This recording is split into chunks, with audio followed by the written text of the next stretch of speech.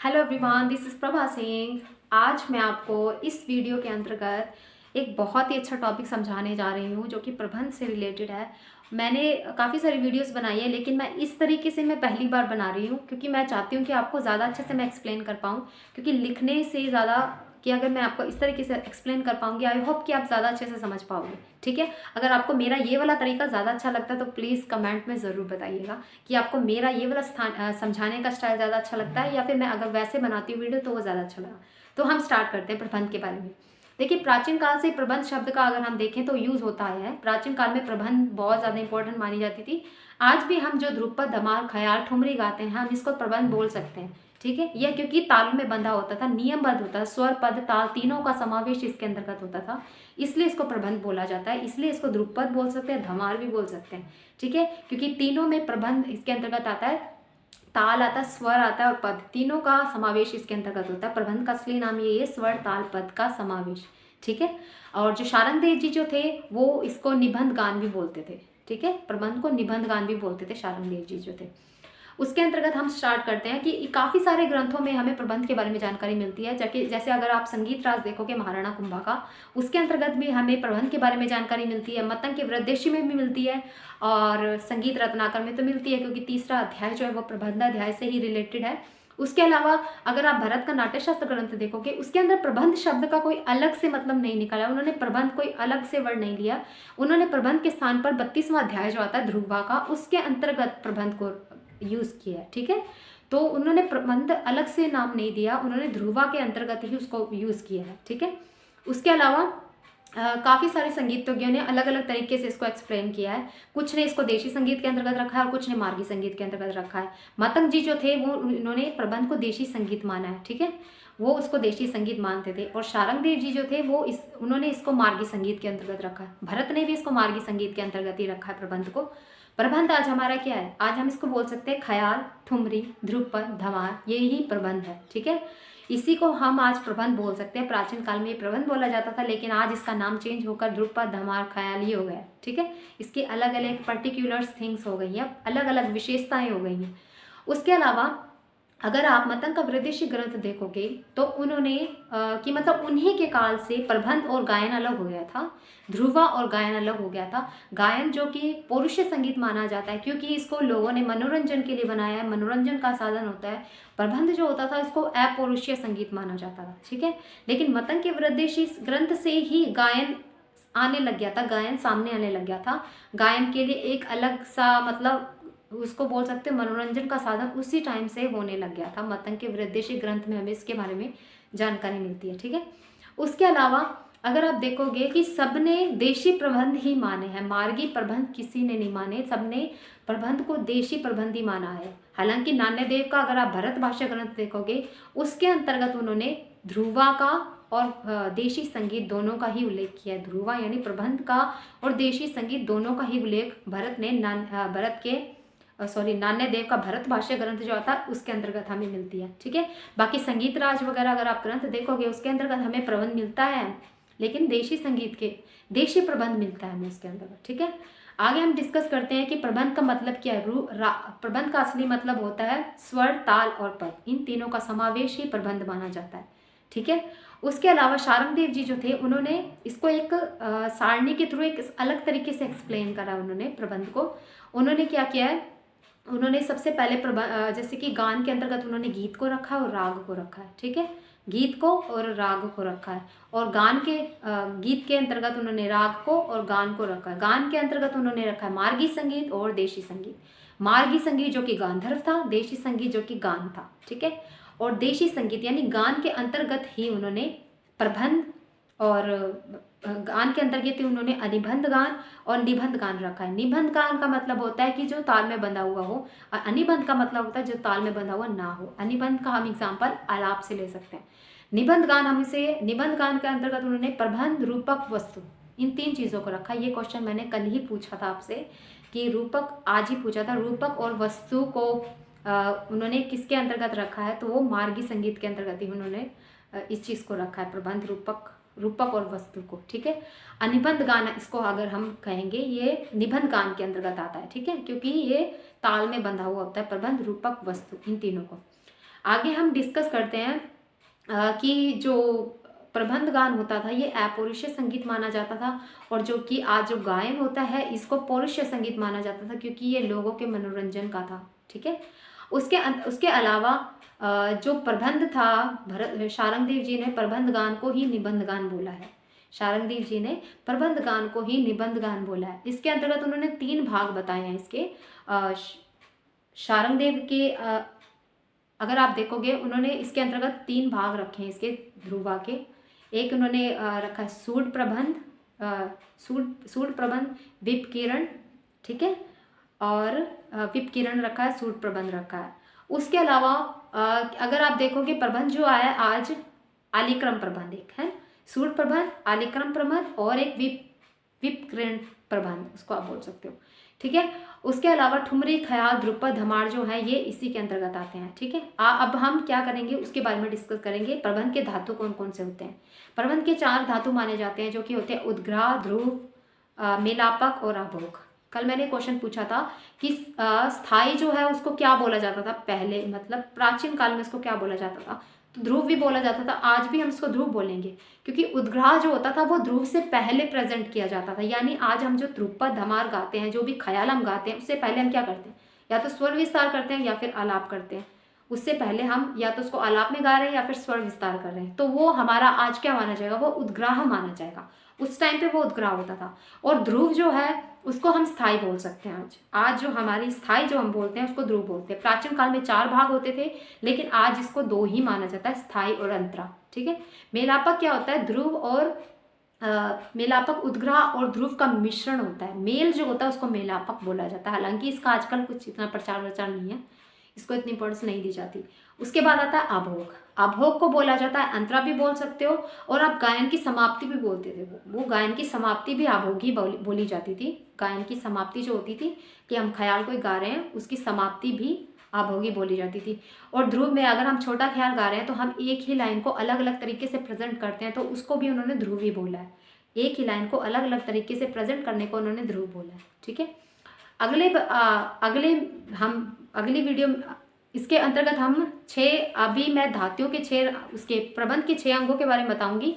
प्रबंध के 6 अंग होते हैं, जो कि स्वर, विरुद्ध, पद, तेनक, पाठ, ताल, है ना। 6 अंग होते हैं इसके ध्रुपद, इसके प्रबंध के 6 अंग होते हैं, स्वर, विरुद्ध, पद, तेनक, पाठ, ताल। लेकिन इसका सीक्वेंस कई बार पूछ लिया जाता है एग्जाम में, क्योंकि अगर आपने एग्जाम दिया है ना यूजीसी नेट का, तो उसके अंतर्गत इसको आगे पीछे करके दे देते हैं, फिर इसका सीक्वेंस पूछते हैं। अगर आपको इसका सीक्वेंस याद है तो बहुत अच्छी है, बाकी इसके बारे में हम थोड़ी थोड़ी डिस्कशन कर लेते हैं। स्वर का क्या होता था कि अगर हम कोई चीज़ गा रहे हैं, अगर हम ध्रुपद गा रहे हैं, ख्याल गा रहे हैं, तो उसमें स्वरों का बहुत ही इंपॉर्टेंट रोल है। उसके बिना तो राग गाना हो ही नहीं सकता। ठीक है। तो स्वर माना जाता था, स्वर, इसलिए इसको स्वर बोलते, स्वर। उसके बाद आता है विरुद्ध। विरुद्ध जो बोला जाता है, संगीत रत्नाकर ग्रंथ जो आता है शारंगदेव का, उन्होंने इसका विरुद्ध वर्ड को विरुद्ध गुणगान नाम दिया है। संगीत रत्नाकर में विरुद्ध को विरुद्ध गुणगान नाम दिया है। और शारंगदेव जी जो थे उन्होंने 75 प्रबंध माने हैं। ठीक है। 75 प्रबंध माने हैं शारंगदेव जी ने। उसके अलावा उन्होंने धातु 4 माने, जो मैंने आपको बता दी, उद्ग्राह, ध्रुव, आलापक, मेलापक और आभोग। अंग उन्होंने 6 माने हैं, अभी मैं आपको बता रही हूँ, स्वर, विरुद्ध, पद, तेनक, पाठ, ताल। अब हम बात करते हैं विरुद्ध की। विरुद्ध क्या होता था कि मान लो अगर आज हम ध्रुपद गाते हैं, उसके अंतर्गत अगर हम ध्रुपद देखेंगे ज़्यादातर तो शिव को डेडिकेट होते हैं। तो उसमें क्या होता है, शिव की प्रेज कर रहे हैं, हम शिव के बारे में बता रहे हैं कि उनका रूप ऐसा था या वैसा था। उसमें 2 ही लाइनों में बहुत कुछ लिखा होता है। तो उसके अंतर्गत वो जो चीज़ होती थी उसको हम विरुद्ध बोला जाता था। यानी किसी देवता के लिए अगर गा रहे हैं ना, तो उस देवता का गुणगान करना जो होता था, यानी उन भगवान की प्रेस करना जो होता था, वो विरुद्ध माना जाता था। ठीक है। और पद जो होता था, पद को हम क्या बोलेंगे, जो कि शब्द जो होते हैं, हम अगर ख्याल गा रहे हैं तो उसमें शब्द जो होते हैं ना, जो बंदिश होती है उसमें वर्ड्स जो होते हैं, उसको पद बोला जाता था। ठीक है। तेनक क्या होता था, तेनक उसको बोला जाता था कि जैसे मान लो आज हम ओम का रियाज करते हैं ना, तो ये तेनक माना जाएगा कि हम किसी भगवान का पर्टिकुलर नेम ले रहे हैं ना, पहले हरि ओम, हरि अनंत, हरि, इस तरीके से आलाप करे जाते थे प्राचीन काल में, तो हम इसको तेनक बोल सकते हैं कि एक भगवान का नाम लेना, हरि कृष्णा, हरि ओम, इस तरीके से ये तेनक माना जाएगा। पाठ तो आप सब समझते हो, अगर आप तबला बजा रहे हो उसके अंदर जो बोल होते हैं उसको हम पाठ बोलते हैं, और इन सब चीज़ों का तो बहुत ही इंपॉर्टेंट है, पाठ हम उसे बोलेंगे। और उसके अलावा आते हैं क्या नाम है, पाठ का पाठ, उसके बाद आती है ताल। ताल को हम बोल सकते हैं कि हम जो भी गाना गाते हैं, हम जो भी गायन करते हैं, ताल तो इम्पोर्टेंट होती है। ध्रुपद गा रहे हैं, धमार गा रहे हैं, कुछ भी गा रहे हैं, तो उसमें ये सब चीज़ें इंपॉर्टेंट होती है, ठीक है। और उसके अलावा मैंने आपको बताया था कि शारंगदेव जी जो थे उन्होंने 3 प्रकार के प्रबंधों को 3 भागों में बांटा था, सूट प्रबंध, आलिक्रम प्रबंध और विपक्रीड़न प्रबंध, ठीक है। अब हम सूट प्रबंध के बारे में बात करेंगे। सूट प्रबंध जो कि 3 प्रकार के माने। अब यहाँ पे आप देखिएगा, इनके भी 3 भाग माने उन्होंने। सूट प्रबंध के शुद्ध सूट प्रबंध माना उन्होंने, एक सालक सूट प्रबंध माना और एक मिश्र सूट प्रबंध माना। शुद्ध सूट प्रबंध कौन कौन से थे उसके बारे में बताती हूँ। शुद्ध सूट प्रबंध जो थे वो 8 माने उन्होंने। ऐला, करण, ढेंकी, वर्तनी, झौबंड, लंबर्ड, रासक, ताप और एक ताली, ठीक है। रासक और एक ताली। और उसके अलावा शुद्ध सूर थे। सालक सूर जो थे वो 7 माने। ध्रुव हो गया, मठ्य हो गया, प्रतिमठ्य हो गया, निस्सारू हो गया, अड़ताल हो गया, और वो रस एक ताली हो गया, रासक हो गया और एक ताली हो गया, ठीक है। मिश्र प्रबंध जो होते हैं वो उन्होंने 24 माने। उसके बारे में ज़्यादा जानकारी की ज़रूरत नहीं है, वो 24 इतना याद रखना कि मिश्र प्रबंध कितने माने हैं उन्होंने, तो वो 24 माने। मिश्र सूट प्रबंध, क्योंकि ये सूट प्रबंध के 3 भाग हैं तो इसको मिश्र सूट प्रबंध बोलोगे। ये उन्होंने 24 माने हैं, ठीक है, 24 माने हैं। उसके अलावा आलिक्रम प्रबंध जो आते हैं, विपक्रीड़न प्रबंध जो आते हैं वो उन्होंने 36 माने हैं, ठीक है। विपक्रीड़न प्रबंध उन्होंने 36 माने हैं। आलिक्रम प्रबंध उन्होंने 24 माने हैं। यहाँ ध्यान रखना, आलिक्रम प्रबंध उन्होंने 24 माने हैं और जो मिश्र सूट प्रबंध है वो उन्होंने 28 माने हैं, ठीक है। उसके अलावा हम डिस्कस करते हैं उसके धातुओं के बारे में। प्रबंध के धातु भी 4 होते हैं, 5 होते हैं। भेदनी, आनंदनी, दीपनी, भावनी, तारावली, ठीक है। भेदनी जो होता है उसको श्रुति बोला जाता है आज के टाइम पे। भेदनी को हम श्रुति बोलते हैं और इसके अंतर्गत 6 अंग होते हैं। भेदनी के अंतर्गत 6 अंग होते हैं, क्योंकि स्वर ताल को तो रखना हर चीज़ में ज़रूरी है। तो इसके अंतर्गत जो आएगा, भेदनी को हमने श्रुति नाम दिया तो उसमें स्वर, विरुद्ध, पद, तेनक, पाठ, ताल सभी आ जाएंगे, ठीक है। अगला आता है हमारा आनंदनी। आनंदनी जो था इसको नीति बोला जाता था और इसके अंतर्गत ध्रुपद के 5 अंग यूज होते थे। यानी कि स्वर और ताल तो कंपलसरी था, उसको आपको हर प्रबंध में रखना जरूरी है। स्वर ताल आप इसको बोल सकते हो, ठीक है। दीपनी, भेदनी, आनंदनी, दीपनी। दीपनी था, उसके अंतर्गत भी दीपनी को सेना बोला जाता था। दीपनी को सेना बोला जाता था और इसके अंतर्गत 4 अंग आते थे। स्वर, विरुद्ध, यानी दीपनी को सेना बोला जाता था तो इसके अंतर्गत स्वर, विरुद्ध, ताल और पाठ, ये 4 चीज़ें आती थी। स्वर, विरुद्ध, ताल, पाठ, ठीक है। और उसके अलावा आती है भावनी। भावनी को हम क्या बोलते हैं? कविता। आज के टाइम पे इसको कविता बोला जाता है। भावनी जो चीज़ होती है उसको कविता बोला जाता है। इसके अंतर्गत 3 चीज़ों को रखा जाता है, जो कि हम इसको बोल सकते हैं स्वर, ताल तो रखना हर किसी में ज़रूरी है। यहाँ पे कविता की बात हो रही है तो हम यहाँ पे शब्दों को रखेंगे, पद को रखेंगे। स्वर, इसके स्वर, ताल, पद, ये 3 चीज़ें इसके अंतर्गत आएंगी, ठीक है।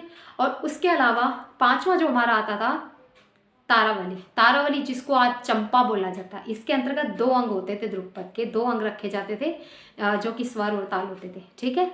ये आपको, आई होप कि ये धातु आपको समझ में आए। बहुत मैंने अच्छे से एक्सप्लेन करने की कोशिश की है। उसके अलावा शारंगदेव ने प्रबंध जो है वो 75 माने हैं, लेकिन याद रखना शारंगदेव ने प्रबंध को देशी संगीत, मार्गी संगीत के अंतर्गत रखा है, जो कि मतंग का वृद्धिश अगर ग्रंथ आप देखोगे तो उन्होंने देशी संगीत के अंतर्गत इसको रखा है, ठीक है। इतना ध्यान रखना, ये थोड़ी सी इंपॉर्टेंट चीज़ें हैं जो आपके याद रखने की ज़रूरत है, ठीक है, किसने किसके अंतर्गत रखा था। उसके अलावा विपकिरण प्रबंध जो होते हैं, आलिक्रम प्रबंध जो होते हैं 24 होते हैं, विपकिरण प्रबंध जो होते हैं वो 36 होते हैं। विपकिरण प्रबंध को आप याद रखना, विपकिरण प्रबंध, आज जो हमारे ख्याल होते हैं ना, ख्याल बंदिशें जो होती है ना, वो विपकिरण प्रबंध ही बोले जाएंगे उसको। बंदिशें जो होती है ना हमारी, ये विपकिरण प्रबंध बोले जाते हैं, ठीक है। उसके अलावा आती है रूपक और वस्तु। रूपक जो होते हैं ना, मैंने बताया शारंगदेव ने 3 चीज़ों को रखा था निबंध गान के अंतर्गत, प्रबंध, रूपक, वस्तु। रूपक जो चीज़ आती है ना, रूपक जो चीज़ मानी जाती है ना, उसको क्या नाम है, रूपक उसको बोला जाता था नाटक में जिसका यूज होता था, नाटक के अंगों में जिसका यूज होता था उसको रूपक बोला जाता था। और वस्तु उसको बोला जाता था धातु और ताल के मिश्रण को, धातु और अंगों के मिश्रण को ये वस्तु बोला जाता था, ठीक है। आई होप गाइस कि आपको बहुत अच्छे से समझ आया ये प्रबंध वाला टॉपिक, और आपको कोई कंफ्यूजन नहीं होगी। अब जिस जिस ग्रंथ में इसके बारे में डिस्कशन था, मैंने सारी वीडियो में डिस्कस करने की कोशिश की है। अगर आपको ये वाला मेरा स्टाइल ज़्यादा समझाने का अच्छा लगा तो प्लीज़ कमेंट में ज़रूर बताइएगा, और मैं कोशिश करूँगी कि आपको और अच्छे से वीडियो प्रोवाइड करूँ, जिससे कि आपकी प्रिपरेशन बहुत अच्छे से हो सके। और मैं हर रोज़ आपको अच्छी से अच्छी वीडियो देने की कोशिश करूँगी। रागों से रिलेटिव भी वीडियो मैंने अपलोड करी है, और आज हमारा जो टॉपिक था प्रबंध का था, एक कंप्लीट है, पूरा कंप्लीट टॉपिक मैंने आपको समझा दिया। इससे बाहर एक भी क्वेश्चन नहीं जाएगा। अगर आप प्रिपरेशन कर रहे हो किसी भी एग्जाम की, यूजीसी नेट, ये जो पूरा प्रबंध टॉपिक बनाया था ना, ये यूजीसी नेट के लिए स्पेशली था कि अगर और किसी एग्जाम की आप प्रिपरेशन कर रहे हो, केवीएस या एनवीएस, तो उसमें से छोटा मोटा क्वेश्चन ज़्यादा नहीं पूछा जाता। लेकिन अगर यूजीसी नेट की कर रहे हो तो एक एक चीज़ ध्यान रखनी ज़रूरी है। ठीक है, thank you so much guys for watching my video. ये आपके लिए बहुत इंपॉर्टेंट होने वाली है। Keep it up.